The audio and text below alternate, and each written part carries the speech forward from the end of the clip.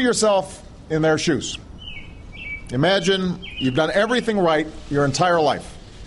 Studied hard, worked hard, maybe even graduated at the top of your class, only to suddenly face the threat of deportation to a country that you know nothing about, with a language that you may not even speak.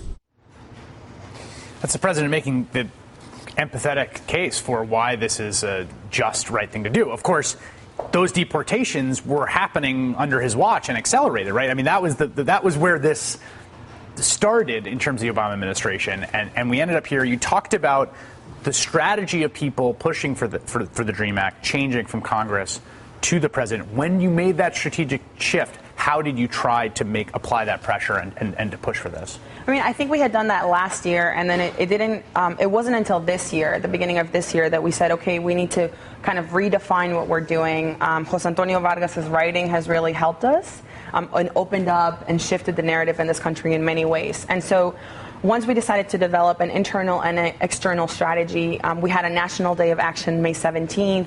So we were making this an issue. We were raising awareness about this. And then internally, we were also meeting with White House officials, with Senator Rubio, and with many folks. And it's important to say that I think a big turning point was when 96 professors, the brightest legal minds in this country, wrote a letter to President Obama saying, you have the legal authority to do this. Yes. There was no longer a question about the legal objection here. I want to bring in Congressman Luis Gutierrez, a Democrat from Illinois, who has been incredibly active on this issue for a long time, since I covered him back in Chicago. Congressman, it's great to have you. Thanks for coming on. It's a pleasure to be with you, Chris, this morning. I want to get your reaction to the president's announcement on Friday, both sure.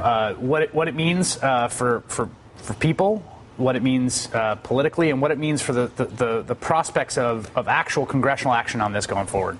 Well, first of all, I want to congratulate the President of the United States for taking this step. I know he didn't want to do it. I know that his friends, his allies, people who care a great deal about his success, because we believe that his success is America's success, engaged him forcefully in a conversation and in a dialogue, and in the end, he sided with us. That sometimes is not very easily done. We met with him in December of 2010, and I do want to put this in perspective. We passed the DREAM Act in the House of Representatives, right. 216 to 198. 8 Republicans joined 208 Democrats. You know what? 51 Democratic senators 2 weeks later in the Senate said we're for the DREAM Act. With 4 Republicans, they stopped it from happening. So I think we need to put it in perspective. Yes. And then we met with the president just days before Christmas in 2010, and the president said to us, I am going to take steps to protect the immigrant community from an executive, but we need to discuss that. We took the memorandum to the president in February of 2011. And we said, you have the executive authority. We had 3 general counsels of the INS. We had ample background.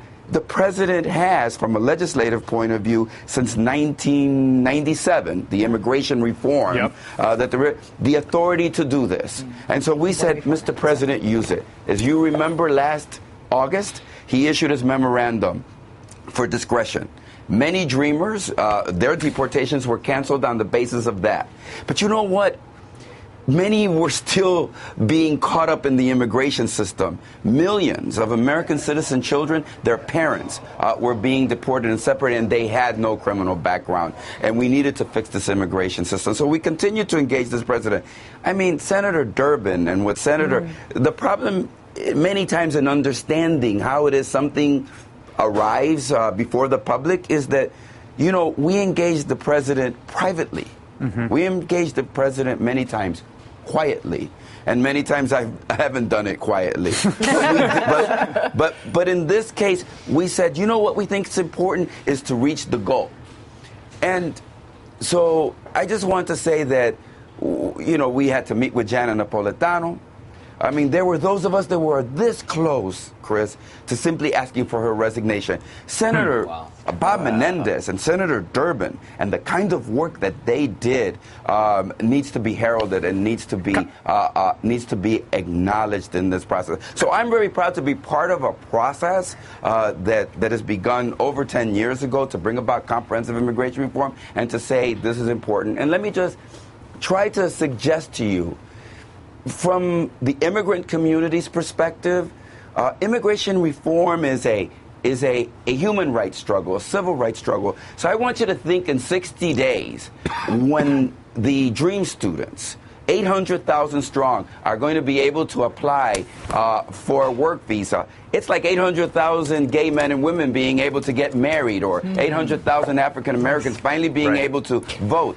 It's going to be significant, and I want to thank the president for taking that kind of step Congressman, forward. I want you to stay with us because we're going to talk about not only what produced Friday, but where we go from here right after this break.